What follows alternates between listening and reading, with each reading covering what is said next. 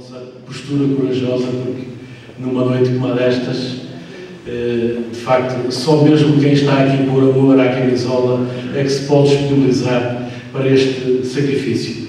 Mas como sem sacrifícios também não haverá resultados, estamos aqui para lutar por uma causa comum, uma causa que é não dos autarcas como se quer fazer passar, mas uma causa que é das populações que, na nossa perspectiva, ainda não acordaram significativamente para o momento que vamos atravessar. E isto talvez fruto de uma campanha de intoxicação da opinião pública muito bem sucedida, muito bem orquestrada, muito bem conduzida, que começou por tentar denegrir, em primeiro lugar, todos os políticos, em segundo, os autarcas, e em terceiro, fazendo-nos numa altura de crise como a que estamos a viver, fazendo-nos crer que nós também seríamos uma das razões da crise. Como já que foi referido pelo meu colega Daniel, de facto isto é uma das falácias em que assenta toda esta propaganda que agora se abate contra nós.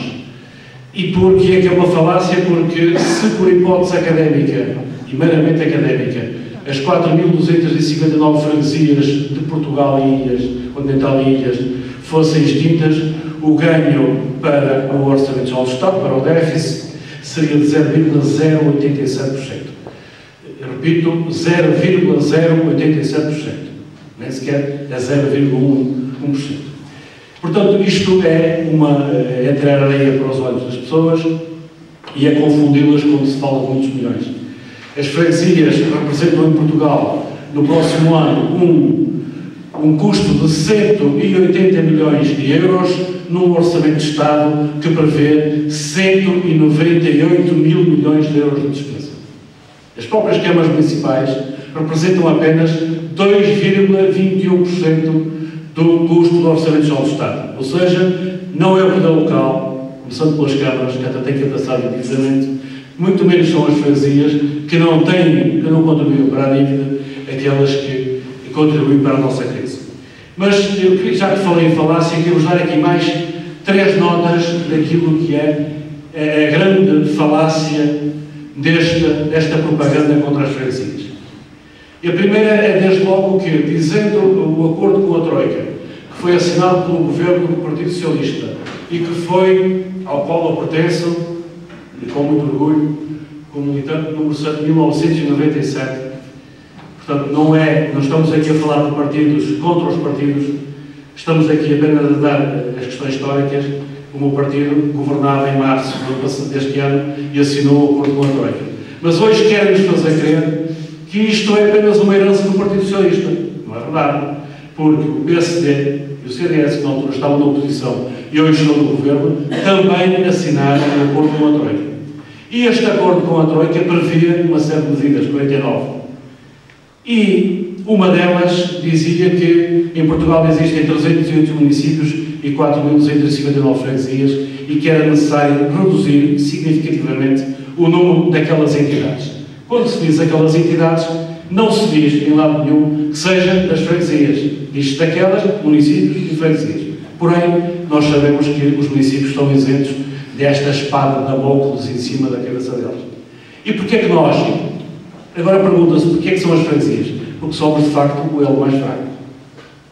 Portanto, não há dúvida nenhuma que nós somos o elo mais fraco.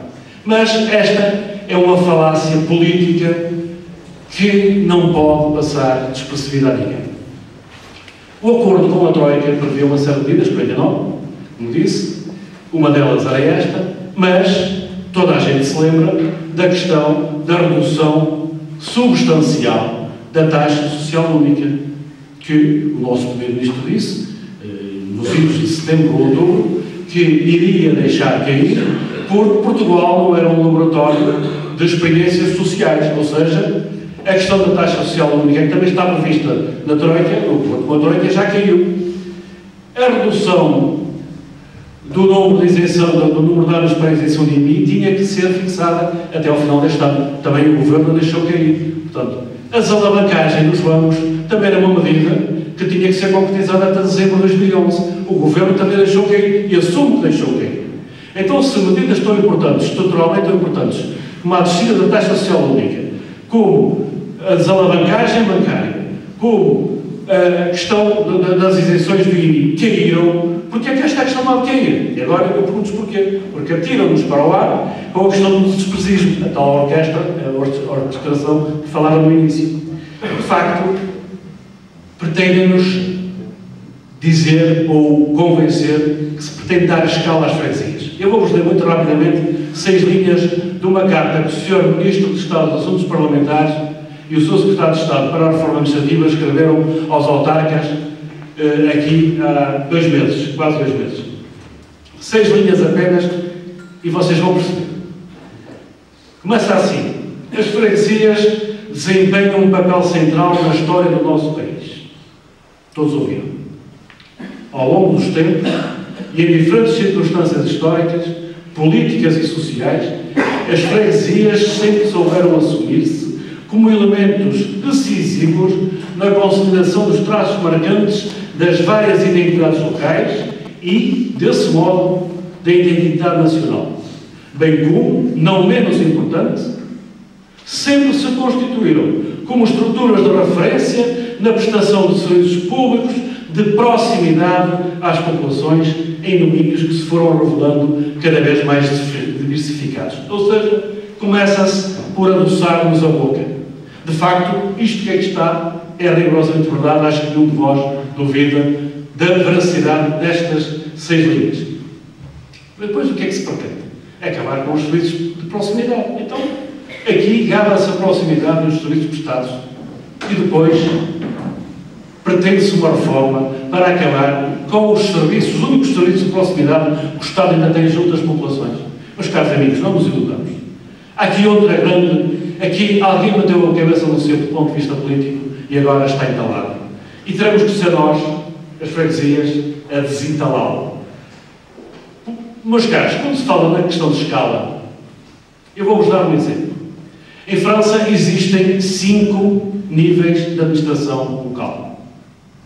Existem as mairies, portanto, digamos que são, se calhar, as nossas freguesias, porque são o patamar mais baixo da administração central, mas onde o presidente da junta de lá até pode casar e descasar, portanto, nada que se pareça com as nossas competências.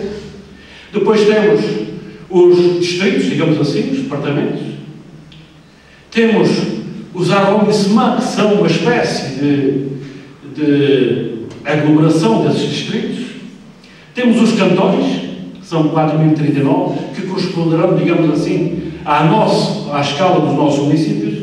E temos, por fim, 27 regiões. Ou seja, em França existe a regionalização.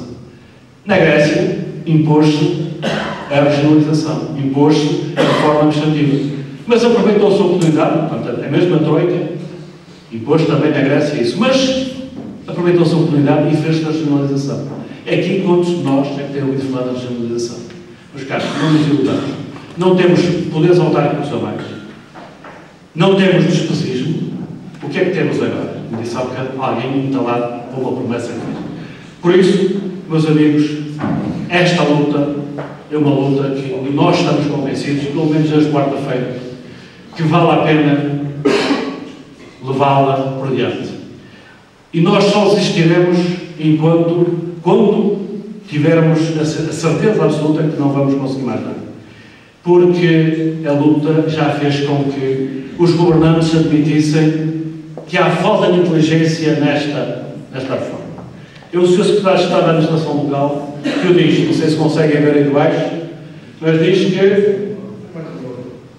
admite falta de inteligência. Também diz que esta reforma autárquica não poupa dinheiro. Agora é a pergunta que se impõe. Se não é inteligente, se não poupa dinheiro, para que envolver-nos numa altura destas a desperdiçar os nossos esforços, o nosso trabalho, as nossas energias numa questão que nem é inteligente e que nem poupa dinheiro? É esta a pergunta que eu vos deixo e passo-vos a palavra depois, terei muito gosto de responder às vossas questões. Muito obrigado.